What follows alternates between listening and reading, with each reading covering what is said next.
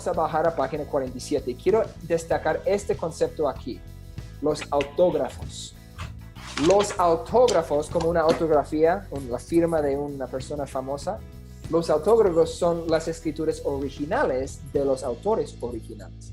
Es un manuscrito original de un libro de la Biblia escrito por el mismo autor. ¿Ok? Son el papiro o los velos como piel de oveja usaban también para escribir, no papel como nosotros.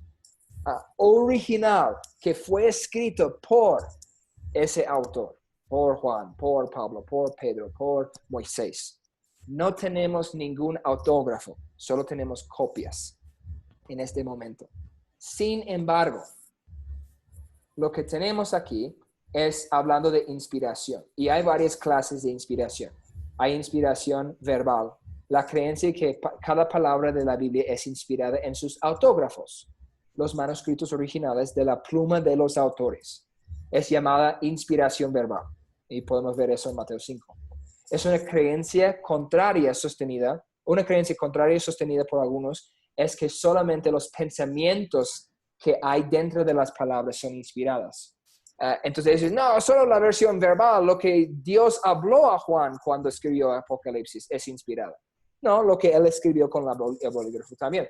Pero Dios usa la personalidad, el trasfondo, el lenguaje de Juan cuando él escribe. Plenaria. Cuando los eruditos hablan de la inspiración plenaria, de la Biblia están diciendo que toda ella es inspirada. 2 Timoteo 3:16, toda la palabra es inspirada, soplada por Dios. Plenaria viene de la palabra latina plenarius, que significa completo lleno. Hablamos de sesiones en una convención. Sesión plenario, significa completo. Infalible.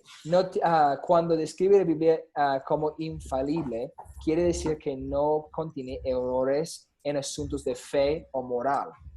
Algunos han acusado a los autores de la Biblia de reflejar prejuicios morales de su cultura. Claro, ellos tienen su cultura como contra la homosexualidad, pero no es así. Aunque una costumbre cultural puede ser usada para ilustrar una verdad y no para ser dada como una práctica normativa de la iglesia. La norma o la regla moral de la Biblia es la misma de la generación, de generación en generación. O sea, en cuanto a hablando de asuntos morales, asuntos de fe, la Biblia es infalible. Entonces Dios habla y nunca habla a favor de homosexualidad, solo habla en contra.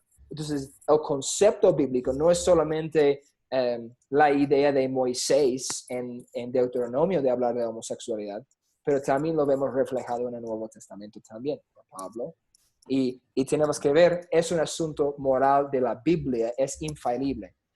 Adulterio, no solo eso, ser un ladrón, ser un mentiroso. Esos son conceptos de moral bíblicos, no es como solo la opinión de ese autor. Entonces, en cuanto a la fe y lo moral, la Biblia es infalible. Inerrante, eso significa que no tiene error. Cuando hablamos de la exactitud de la Biblia, las esferas de la doctrina o los lugares de la doctrina, la moral, no estamos refiriendo a la infalibilidad, o nos estamos refiriendo a eso.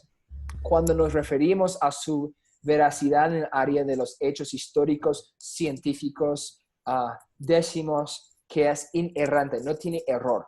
Significa que la Biblia es correcta en sus, y voy a volver, autógrafos, en los originales.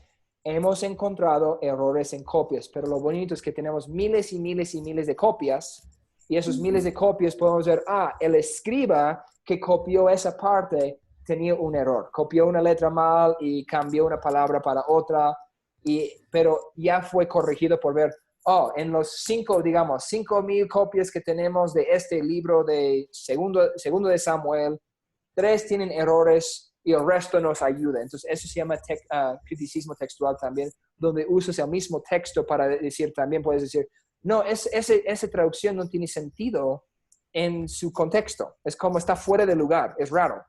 Entonces, puedes decir, ok, vamos a consultar otras copias del mismo texto para ayudarnos y podemos ver, ok, eso ayuda. Vamos a hablar de otro concepto después de eso en los principios, pero en otra unidad. Lenguaje no puedo decirlo. Lenguaje fenomenológico. Es una trabalengua. Respecto a la interpretación bíblica, se refiere a la forma en que los escritores de la Biblia escribían desde su propia perspectiva, y habla de eso, la manera que veían las cosas, distinto a un punto de vista científico, por ejemplo. Ellos podían decir que el sol se levanta cuando, por supuesto, es la Tierra que gira alrededor del sol. Ellos están hablando solamente a los fenómenos, digamos, bajo su entendimiento científico de ese tiempo. Hablando de los cielos, hablando del concepto del infierno debajo el sepulcro, como dicen, debajo de la tierra. Son conceptos de lugares espirituales, no conceptos de verdad Dios está en nubes. Dios es omnipresente, está en todo lugar. Pero con sus conceptos de ese día y la tecnología que tenían en ese tiempo, están hablando bajo su propia perspectiva, usando colores, por ejemplo, con Juan, cuando ve el cielo en Apocalipsis, y está usando colores que entiende porque son más allá de su comprensión. Eso ayuda. Pastor, una pregunta. Sí.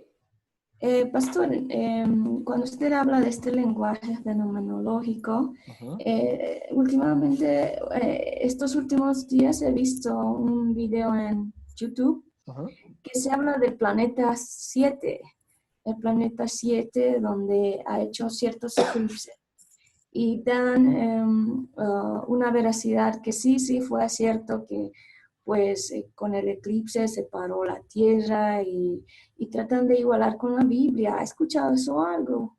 No, pero he escuchado varias cosas. El año pasado, no, el 2015 creo que fue, todo el mundo estaba hablando de las lunas de sangre por el color y el concepto de eso. Entonces había gente que decía, no, lo que dice en Joel hablando de en los últimos días, tendrán visiones y todo eso. Y Pedro lo repite en Hechos 2.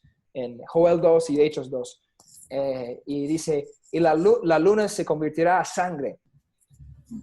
Entonces dicen, va a haber tales lunas de sangre en tales fechas. Y siempre hay gente que está intentando ver. Y no es mal ver cómo los cosmos se están moviendo. Astronomía no es mal. No, astrología no está mal. Eso es otra cosa. Eso es intentando usar magia. Pero astronomía solamente es el estudio de los astros, de las estrellas, de los planetas. No está mal, pero decir, esto significa aquel cosa, muchas veces no podemos decirlo porque, y voy a hablar de eso después, la idea es que muchas personas usen lo que ven y intenten poner la Biblia a eso. Eso está mal, eso es eisegesis. Ellos tienen una idea, un concepto, y quieren traer el concepto a la Biblia. Y lo que hablé era eisegesis. Eso es donde meten sus ideas en la Biblia. Si es eso, o si es, no sabíamos realmente el concepto de homosexualidad. Hay homosexuales que dicen que son cristianos. Y ellos dicen, no, significa esto, y tienen su idea preconcebida y traen a la Biblia. Si es el concepto de planeta 7, o si es el concepto de cualquier cosa, si tenemos cualquier idea, sea lo que sea, y lo traemos a la Biblia y decimos, mira, la Biblia significa esto. Eso es el formato al revés. Tenemos que tomar el concepto bíblico y después aplicarlo al concepto.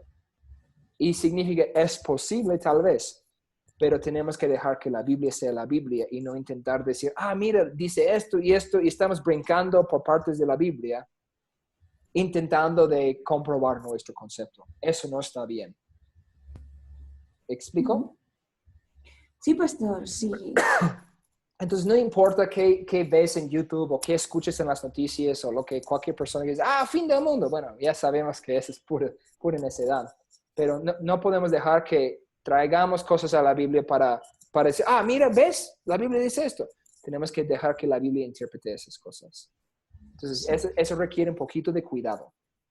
Sobre el planeta 7, lo que más ellos resaltan es bien largo. Lo que dicen es que puesto la NASA, pues, comprueba que la Biblia es verdadera.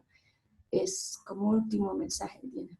Sí, y lo interesante, la Biblia en toda la historia de la humanidad nunca ha sido probado falso, nunca ha tenido error. Y había gente que decía, no, tal faraón